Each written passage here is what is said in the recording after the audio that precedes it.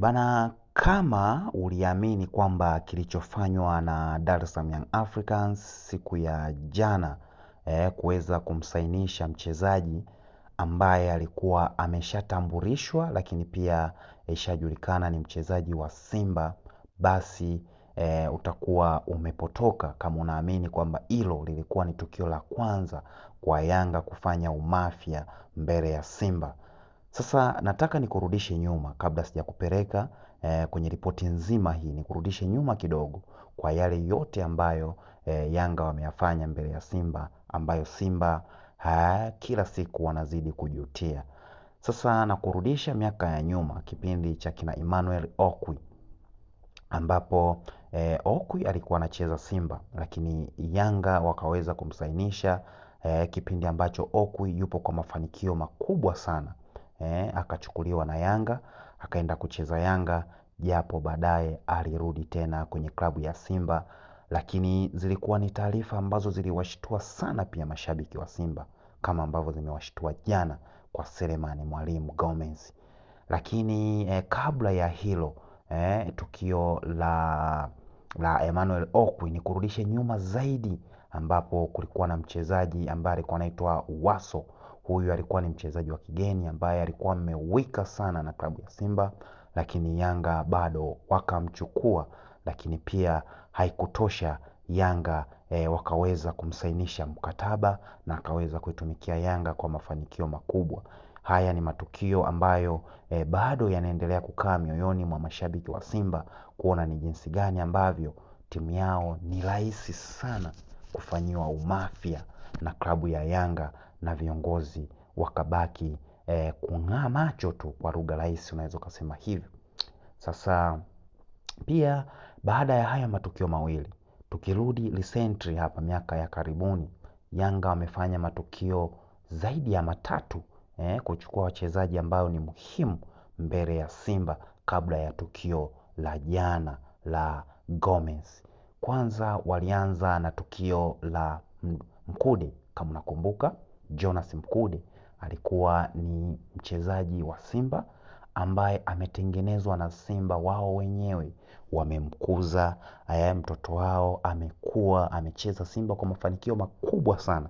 Lakini mwisho wa siku Yanga wakaenda kumchomoa na wakaendelea kuwa naye mpaka pale ambapo Simba walikuja kuamini ni kweli Mkude ameenda kusaini Yanga, kitu ambacho kilikuwa hakijawahi kufikiriwa, kwa sababu kwanza Mkude ni mchezaji ambaye ametumikia Simba kwa muda mrefu kwa mafanikio makubwa, lakini pia kwa heshima kubwa, lakini akasaini Jangwani na mashabiki wakalalamika, mwisho wa siku yakaisha. Lakini kabla mambo hayajawa mengi sana, miaka ya karibuni, ni mwaka juzi tu, ambapo Yanga tena wakaenda kuchukua mchezaji ambaye ni kipenzi chao Simba, namzungumzia Clatous Chota Chama.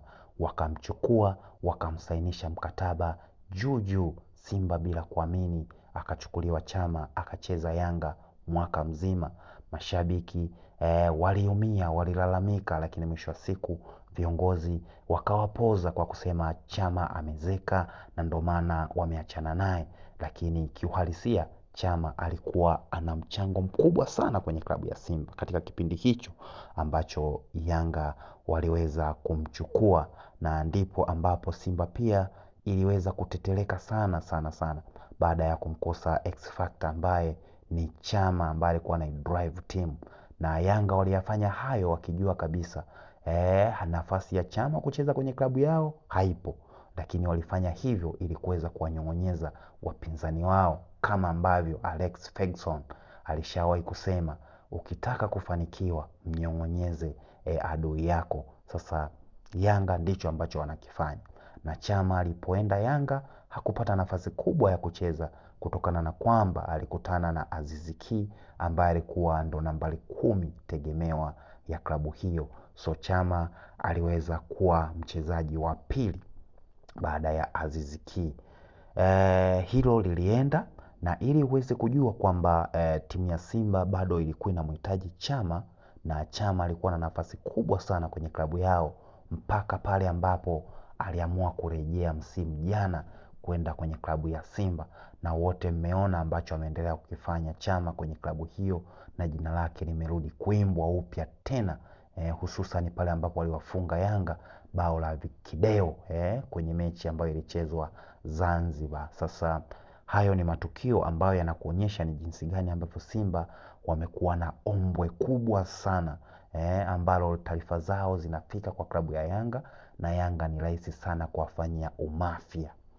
Kabla hilo halijapoa, msimu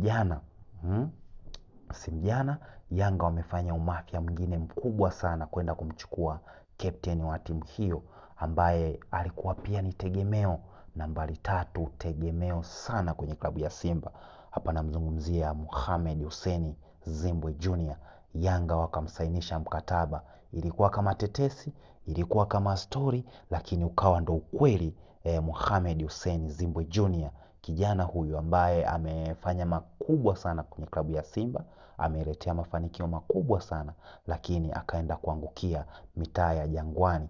Mashabiki walilia, waliumia, baadaye viongozi wakarudi wakawaaminisha Zimbwe amechoka, amezeka, tunasajili wachezaji wengine. Lakini unfortunately mpaka sasa hivi Simba bado hawajapata mbadala wa Zimbwe. Kivuli cha Zimbwe bado kinawatesa pale Simba, japo wanajikaza tu kuongea, lakini kiuhalisia viongozi wa Simba bado hawako vizuri kwenye kulinda brandi na kulinda watu wao, ili waweze kuwa imara, au tuweze kusema wakawasecure wachezaji wao muhimu. Hicho ni kitu ambacho kimewashinda viongozi wa Simba. Sasa tukio la jana limekuwa ni tukio lingine ambalo limeipasua sana mioyo ya mashabiki wa klabu ya Simba, kitu ambacho mpaka sasa hivi kila mshabiki wa Simba ukimuuliza haamini.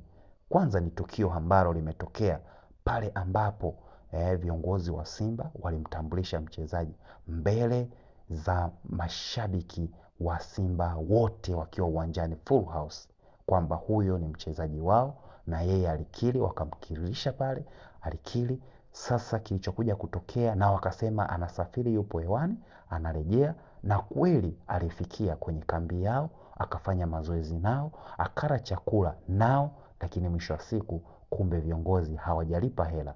Yanga walizipata hizo habari, wakaingiza hela haraka haraka. Wydad, kwa nini wasikubali?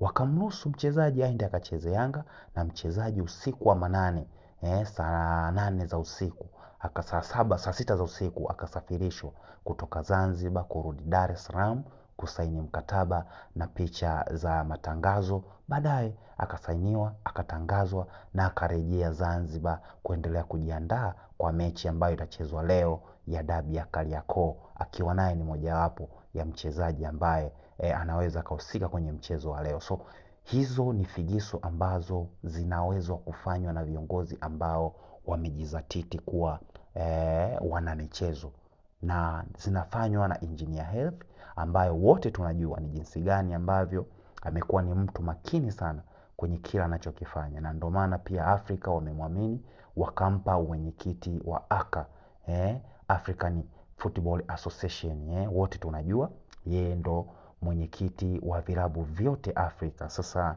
hii haikuja kwa bahati mbaya, hii ilikuja kutokana na kwamba wanaujua uwezo wake huyu Engineer Hersi Said. Sasa hiki ambacho kimetokea kwa Selemani Gomez, hili ni kovu lingine ambalo halitakuja kusahaulika mbele ya mashabiki wa klabu ya Simba, na wamekuwa wakilalamika sana, wakiongea sana kwamba viongozi wao wanawachezea, kwa maana haya yanayotokea sio bure, bali Yanga wanawajua Simba kuliko Simba wanavyowajua Yanga, na wengi wamekuwa wakihusisha pia haya matukio na utani wao unaoendelea, kitu ambacho kilitokea siku za hivi karibuni, Simba kwenda kuacha vinyesi vyao kwenye klabu ya Yanga, sehemu ambapo wanaenda kujenga uwanja.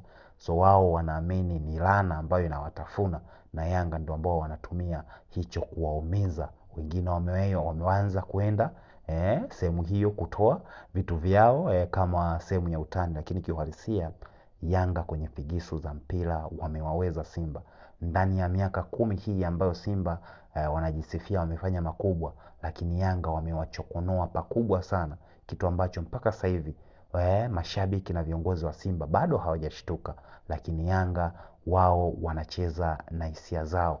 Na ukiniambia mimi msimu ujao Yanga bado ni bingwa, nitakubaliana na wewe, kwa maana hivi vinavyoendelea sio vitu vya kitoto, kwa sababu mpaka sasa hivi Yanga wamezidi kuwanyong'onyeza Simba, lakini pia Simba wamekubali kunyong'onyea, na ndio maana hata viongozi ukiwahoji kwa haya yanayoendelea wanajibu kwa mihemko mikubwa sana, bila kujua vina madhara gani hivyo ambavyo wanavijibu mbele ya mashabiki, lakini pia mbele ya taswira ya timu yao.